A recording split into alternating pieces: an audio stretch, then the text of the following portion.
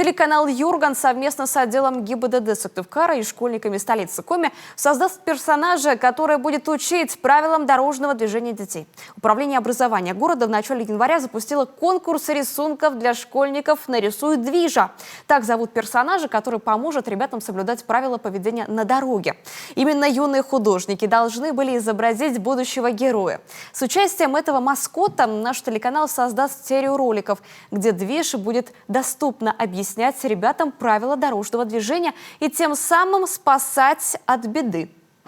Движ – это уникальный герой, который будет участвовать в уникальном телепроекте телеканала «Юрган», который будет наставлять учащихся, несовершеннолетних, на соблюдение правил дорожного движения. 55 заявок к нам поступило со всех общеобразовательных учреждений города Сыктывкара.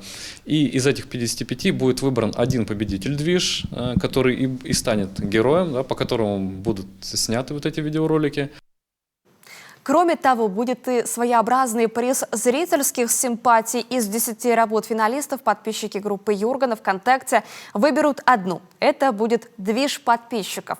Определение главного движа состоится с 4 по 7 февраля. Следите за новостями в соцсетях, чтобы отдать свой голос за лучшего движа.